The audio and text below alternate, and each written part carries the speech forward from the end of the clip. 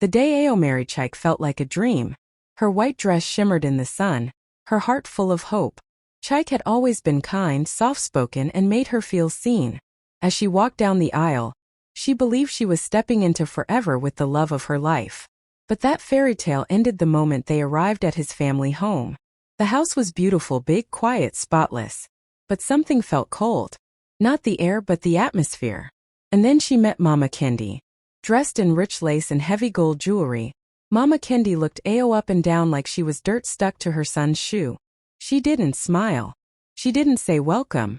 Her first words were, "So this is the girl you chose?" No joy. No warmth. Just ice. Ao smiled politely, offering her gifts and kneeling as tradition required. But Mama Kendi barely looked at her. "Keep those," she muttered. "We'll see how long you last here." That night, Ao cried quietly in the guest room that was now her bedroom. Chike had gone to speak to his mother, or so he said. He came back silent, avoiding her eyes. Ao had entered her new life wearing white and full of love. But what waited for her wasn't a honeymoon. It was a prison ruled by a woman who had already decided Ao wasn't good enough. And this was only the beginning. Every morning, Ao woke up early to cook for the family, trying to impress Mama Kendi. She made fresh moi, spicy jollof, egusi soup. Dishes her own mother had taught her with love. But no matter how hard she tried, Mama Kendi found something to insult. One morning after Ao had spent hours cooking, Mama Kendi took one bite and spat it out. "This is what they cook in that poor village of yours," she said loud enough for the whole house to hear. "Even the goats wouldn't eat this nonsense." Ao stood frozen, her hands shaking. Chike sat at the table silent, staring into his plate. That became the routine. Every day Mama Kendi found a new way to make Ao feel small. She mocked the way she dressed. Second-hand bride. She'd laugh. She whispered on the phone to her friends, making sure Ao heard. "I begged my son to choose a real woman. Not one with bush manners and fake charm." Sometimes she called Ao lazy, even though Ao did everything in the house. Other times she said she was too forward, too loud, too quiet, too proud, anything to keep her off balance. Ao started doubting herself. Maybe she really wasn't good enough. She begged Chike to talk to his mother. He would hold her hand and say, "She'll come around." But she never did. And the more Chike said nothing, the more power Mama Kendi had. She walked around the house like a queen, dropping cruel comments like crumbs. "My son needs a wife, not a burden." At night, Ao cried into her pillow quietly so no one would hear. She started shrinking inside herself, afraid to speak, afraid to cook, afraid to breathe wrong. Mama Kendi wasn't just mean, she was breaking her piece by piece. And the worst part? Chike just watched. When Ao found out she was pregnant, she held the test in her hands and cried tears of joy. Finally, something beautiful. A new life growing inside her. She imagined telling Chike and seeing him lift her in his arms, both of them laughing with happiness. She imagined Mama Kendi smiling, maybe finally treating her like family. She was wrong. The moment Ao shared the news, Mama Kendi's face twisted with disgust. "Pregnant? Already?" she said, her voice sharp like a knife. "You planned this, didn't you?" Trapped him before he could think twice. Ao's smile faded. Her hands trembled. She looked at Chike, silently begging for support. But he just looked away. Mama Kendi didn't stop there. She told anyone who would listen. The neighbors, her church friends, even the house help. "This girl is clever, I'll give her that," she'd say. "Saw a good man and held him down with a baby." Classic village trick. Ao started feeling ashamed of something that was supposed to be joyful. She woke up sick every morning, not just from the pregnancy, but from the weight of the words thrown at her. "That child will look like you and act like you, useless," Mama Kendi muttered one day while passing by. She wasn't allowed to rest. Mama Kendi still made her clean, cook, scrub floors, saying pregnancy wasn't an excuse to be lazy. When Ao sat down for a moment, she'd hear, "This is why I said you're not wife material." Every day was a fight to stay sane, to protect the baby in her belly from the hate in that house. Even Chike began avoiding her. Did no gentle rubs on her belly, no excitement, no support. Ao ate alone. Cried alone. Felt her baby kick for the first time while sitting on the bathroom floor, hugging her knees. She wanted to believe that things would get better, but each time Mama Kendi looked at her, It was like she was wishing her and the baby away. And with Chike's silence growing louder, Ao realized she wasn't just carrying a child. She was carrying all the pain this house had buried inside her. One night, after Mama Kendi called her a waste of space in front of a guest, Ao couldn't take it anymore. Her hands were shaking, her chest heavy with pain. After the visitor left, she turned to Chike, tears already falling. "Why do you let her speak to me like that?" she asked, her voice breaking. "Why won't you say something?" Chike looked tired. He rubbed his forehead and sighed. "She's just being her. Don't take it personally." Ao stared at him like she didn't know who he was anymore. "Don't take it personally? She humiliates me every day. She hates that I exist. I'm your wife, Chike." He didn't meet her eyes. Instead, he stood up and walked away. "You know how she is," he said softly, like that was supposed to fix everything. That night, Ao lay awake staring at the ceiling. Her baby moved gently inside her, and she placed a hand on her stomach. "I'm sorry," she whispered. "I thought your father would protect us." But all she had was silence. The next morning, Mama Kendi threw out Ao's cooking and shouted across the kitchen, "Why don't you go back to your people? Maybe they'll eat this garbage there." Ao turned to Chike again, desperate. "Please," she whispered. "Please say something." He said nothing. That silence broke her more than any insult. It was a silence that told her she didn't matter. That he'd rather keep peace with his mother than protect the woman carrying his child. It wasn't just disappointment, it was betrayal. From that moment, something inside Ao shifted. She stopped asking Chike for help. Stopped expecting comfort, support, or love. She did her chores. She stayed quiet. But her heart was no longer in that house. She began to realize, the man who once promised her forever had already chosen a side, and it wasn't hers. And in that big house full of people and noise, Ao had never felt more completely alone. Ao could have broken down. She had every reason to. She was pregnant, unloved, and invisible in a house where even her own husband had abandoned her with his silence. But one morning, as she sat alone in the backyard peeling yam, something inside her snapped. Not in defeat but in power. If they wouldn't value her, she would start valuing herself. She thought of the dishes she used to cook with her mother. Smoky jollof rice, soft umla, rich okra soup. People used to line up at her mom's small food stall back home. Ao still had that fire in her hands, even if no one in that house could see it. So, in secret, she began cooking small meals in the early mornings, before Mama Kendi or Chike woke up.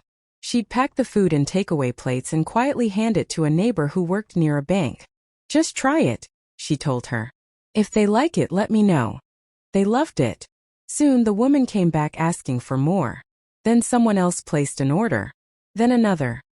Ao started waking up at 4 a.m., cooking in silence while the house slept.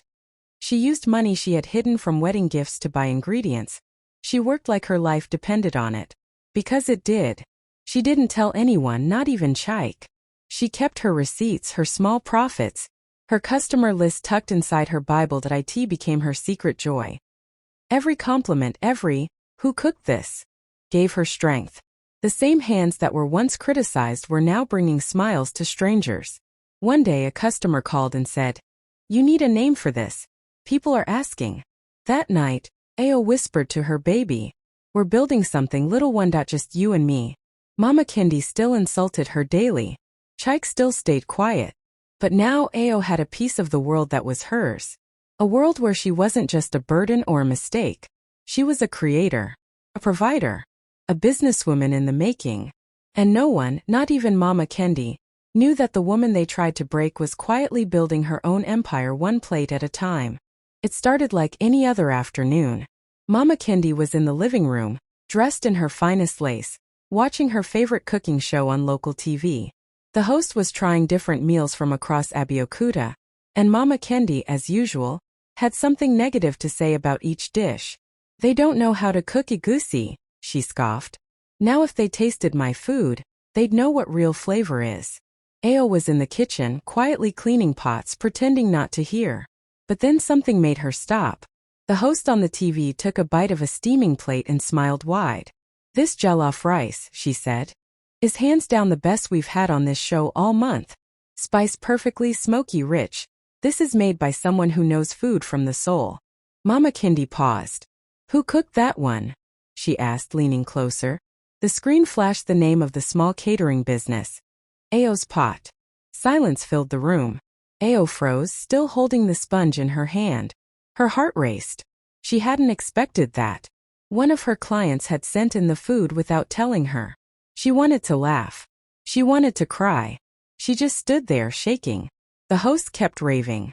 She calls it firewood jollof. And it tastes just like home. Whoever Ayo is, we need more of her cooking in this city. Mama Kendi's jaw dropped.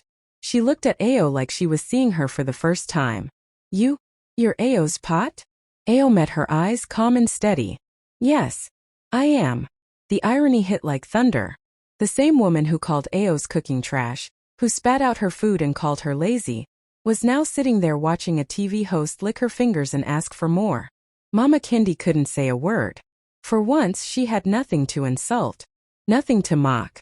Ayo quietly picked up her towel and walked out of the room, her belly heavy, her heart light.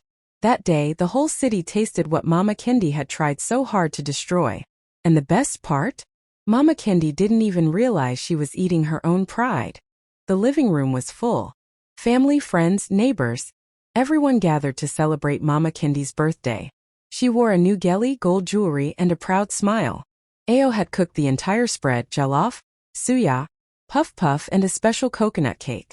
No one knew it came from her booming catering business. She still kept that part quiet.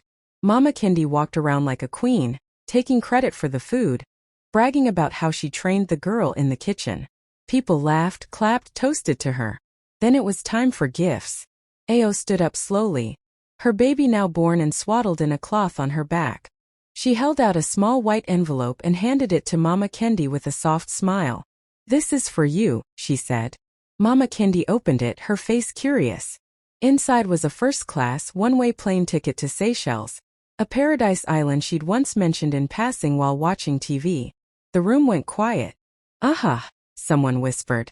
She bought her a trip? But Ayo's voice cut through the silence. Calm, clear, steady. You once said I was worthless, she said, locking eyes with Mama Kendi. That I didn't deserve your son. That I was nothing but a mistake. People began to shift uncomfortably in their seats. Well, Ayo continued, I've built a life now. A business. A future. And I'm finally at peace. She paused, then smiled gently, almost too kindly. So here's your gift. A one-way ticket. You can go live that peaceful luxury life you said I was stopping you from having. No more me in your way. The room was frozen. You could hear the fan spinning. Chaik looked shocked. Some aunties gasped. One cousin actually dropped his cup. Mama Kendi opened her mouth, but no words came out. Ayo turned and walked away, her baby sleeping soundly, her head held high. For the first time, she wasn't the girl begging for respect. She was the woman who gave the one thing Mama Kendi never saw coming: freedom. And the message was loud and clear. The next day, Mama Kendi sat alone in the living room, eyes red, tissue in hand. For the first time, she looked small. The woman who once filled every room with fear now looked like she was searching for sympathy. When Ayo walked in to collect her things, Mama Kendi spoke in a shaky voice. I didn't mean to hurt you, Ayo. I was just trying to make you strong. She sniffled, dabbing her eyes. You don't understand. Life is hard. I was preparing you. Ayo stood still, calm. Strong, she repeated. By calling me worthless? By humiliating me in front of guests? By telling my husband to find a real woman? Mama Kendi looked down. I lost myself in this house. Ayo continued, voice steady but full of emotion. I cried alone for months. I begged your son to defend me. I begged you to see me. But all I got was hate. And now you want to call it love. I didn't know it would hurt you so much, Mama Kendi said weakly. You knew, Ayo said, cutting her off. You just didn't care. The room was quiet. No one jumped in to defend Mama Kendi this time. They had all seen it, the cruelty, the control, the constant jabs. It wasn't love. It was power. And now that Ayo had taken hers back, Mama Kendi didn't know what to do with the silence left behind. Ayo looked at her one last time. You wanted to break me. But I bent, I cried, and then I stood. And now you don't get to rewrite the story. She picked up her bag, adjusted the strap of her baby carrier, and walked to the door. Mama Kendi reached out. Please just forgive me. Ao didn't even turn back. Forgiveness isn't the same as forgetting, she said. And I remember everything. That was the day Ao stopped playing the victim. She didn't need Mama Kendi's apology. She didn't need her approval. She had found something stronger. Her voice, her power, her peace. And this time no one was going to take it away. The moving truck was parked outside a tall, new apartment building in the heart of Abeokuta. Ao stood beside it, holding her baby in one arm and a clipboard in the other. Her catering business was booming. She had celebrity clients, weekly orders, and her own team now. People knew her name. Not as Chaik's wife, not as Mama Kendi's daughter-in-law, but as Ao's pot. The girl they once mocked was now the woman everyone admired. As the movers loaded the last box, Chaik showed up. He looked thinner. Tired. Like life had finally caught up to him. Ao, he said, standing awkwardly beside the truck. Can we talk? Ao raised an eyebrow. About what? He looked down, then back at her. I made a mistake. I should have defended you. I was scared of my mom, but I see now. I see everything. Ao said nothing. I want to come with you, he said quietly. Start fresh. Be a family. For a second her heart tightened. This was the man she once dreamed of building a life with. The man she loved so much, she endured hell just to stay. But that version of her didn't exist anymore. You had so many chances, she said gently. Every time I cried, every time I begged, you chose silence. You stood beside your mother while she tore me apart. I was weak, he admitted. But I've changed. Ao nodded slowly. Maybe you have. But I've changed too. And the woman I am now, she doesn't beg to be chosen. She chooses herself. Chaik blinked fast as if trying to stop tears. So this is it? She smiled, not out of cruelty but peace. This is me walking into the life I built, without the people who watched me suffer. She turned and walked toward her new building, her baby giggling softly on her back, as the elevator doors opened. Chaik stood there, watching the woman he once had become the woman he could never reach again. Some endings are quiet. Some are loud. But this one was powerful, because Ao didn't need revenge. She just needed to leave and never look back. The sun was shining bright over Kumasi, Ghana, as laughter and the smell of fresh jollof filled the air. In the middle of it all stood Ao, confident, graceful, and glowing with purpose. She wasn't just a caterer anymore. She was now the proud founder of a cooking school for underprivileged girls. A place where broken dreams came back to life through firewood pots and honest spice. The sign above the gate read, Queen's Kitchen by Ao. And that name, it meant everything. She walked through the open courtyard, watching her students in colorful aprons chop, stir, taste, and smile. Girls who had once been told they were nothing now stood tall, learning not just to cook, but to believe in themselves. Ao taught them skills, yes, but more than that, she gave them what she once fought so hard for. A chance. People traveled from all over to taste her food, hear her story, or donate to her cause. She was featured in magazines, invited to speak at conferences, even got a small grant from an international women's foundation. But she stayed humble. Her baby, now a toddler, played with flour in the corner of the school's kitchen, laughing as the girls chased him around. Sometimes when she was alone, Ao thought back to that dark house in Abeokuta. The insults, the tears, the silence. But it didn't make her bitter. It made her proud. Because the woman they called worthless didn't just rise. She built a throne out of everything they threw at her, and became a queen.